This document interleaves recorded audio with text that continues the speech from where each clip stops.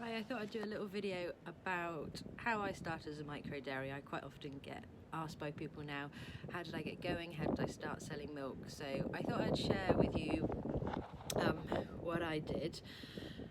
There's a few things to think about. Are you selling pasteurised milk or selling raw milk? Selling the pasteurised milk, you've got to get all the equipment. It's really expensive. There's a lot to think about. You register with your local council for doing pasteurised milk, but it keeps a lot longer. You haven't got the TB risk, so if you're selling raw milk and you get a TB breakdown, that's it, stop selling milk. Whereas pasteurised milk, you can keep selling the milk. If you're selling raw milk, you register with the FSA and they do all your checks and everything, whereas pasteurised is done by your local council. One thing I would say is if you are thinking about selling the pasteurised milk, that's what I do. Get in touch with your local environmental health officer before you start. I know it's a bit of a lottery as to what area you're in, but they are really helpful, and if you get in touch with them from the start, it can help you stop you making really expensive mistakes that you'll have to correct later on. They're not out to catch us out, they just want us to sell safe milk to people. So get in touch with them. It can be really helpful. That's what I did, and I'm really glad I did it that way. So that's kind of selling raw or pasteurised. Then kind of your route of sale, are you going to have a vending machine, delivery rounds through local shops and things, through a shop on the farm, honesty shop.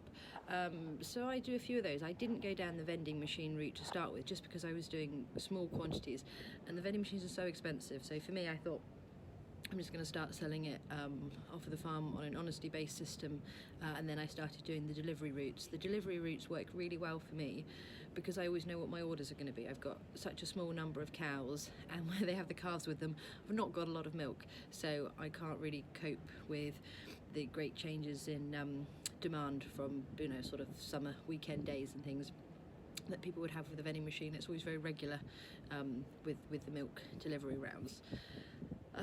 So that's where you're sort of selling it through farm shops and cafes and things. That's a really good way to sell the milk.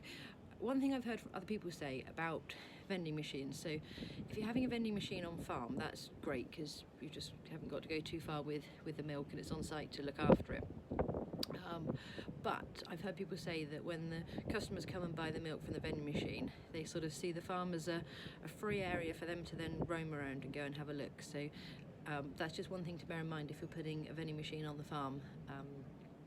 You need to kind of have an area where people can come. They probably want to see the cows, but you don't want them wandering everywhere. If you've got a footpath through the middle of your farm, then having a vending machine might not be the best thing. Location as well. If you're out in the middle of nowhere down a really long track, that's going to be a struggle. If you're near a main road, that's going to be a lot easier. So it's just sort of all these things to think about. So a bit more about the pasteurised milk. I decided to go the pasteurisation route right from the beginning, just because it's easier, where it keeps a lot longer, and you haven't got the risk of having to stop selling if you get a TB breakdown. So pasteurising milk is just heating milk. It's not really a massively complicated process. It's just heating it up to a certain temperature and cooling it back down within a certain time. There's the high temperature short time pasteurisation, where it sort of gets blasted quite quickly to a high temperature in a continuous flow pasteuriser.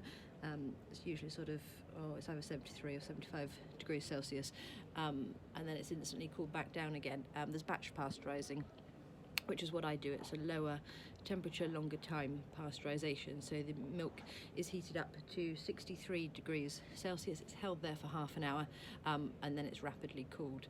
So when I started right from the beginning, I was only doing a really small quantity of milk.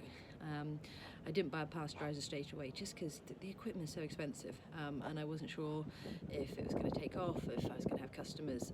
Also, where I was doing calf at foot, and the milk's a lot more expensive to produce, I didn't know if it was a viable business. So I just started off pasteurising it in my kitchen, just using a big saucepan, recording all the temperatures really carefully, heating it up to 60, I take it a bit higher, 65 degrees, holding it there for half an hour, and cooling it back down again. My environmental health officer was a little bit unsure to start with about this, but I reassured him that I was doing it all really carefully and recording all the temperatures, and the milk passed all of the lab tests. It gets tested for phosphatase, that checks whether it's been pasteurised properly, and then there's also the listeria and total bacterial counts as well that can be done. All of those come back fine, so it can be done the old-fashioned method, just heating it up in the kitchen. It does get a bit difficult as you sort of try as you increase the literage. So I'm now upgraded to a big pasteuriser. But yeah, so that's a little bit of information about the pasteurising.